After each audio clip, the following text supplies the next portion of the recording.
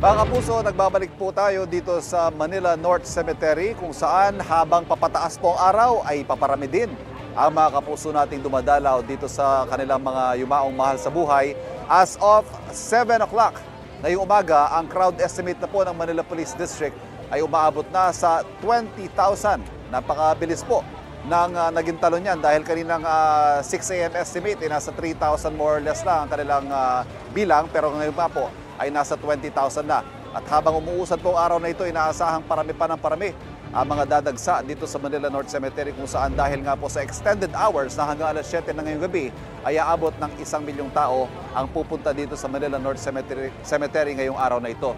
Ayan, nakikita po natin dito ang entrance. Patuloy po ang mahigpit na seguridad na ipinapatupad ng ating pulisya.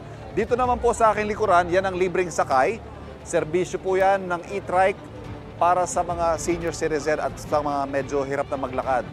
Ayan, nananawagan sila sa mga yung kaya naman maglakad, maglakad na lang at bigyan prioridad ang mga senior citizen sa paggamit nito mga e-trike papasok sa sementeryo at papunta sa puntod ng kanilang mga yumao.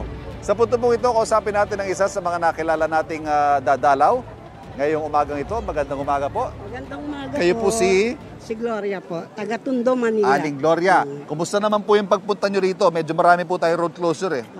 Libre naman po yung sakay papunta rito. Nag-e-trike din kayo? O, Jeep lang po. Jeep. Okay naman, wala naman tayong naging problema. Wala naman Sino po po ba dinadalaw natin dito? Magulang po namin sa mga kapatid. Ito ho ba talagang taon-taon hindi nyo pinalalampas? Ay, hindi po. At November 1 talaga kayo. Bakit po? Ano hong kahalagahan para sa inyo ng araw na Kasi ito? pa parang reunion na rin po ng mga kapatid ko. Yung iba kong kapatid. Pero bawal mag-party bawal daw Ay, hindi maingay. po.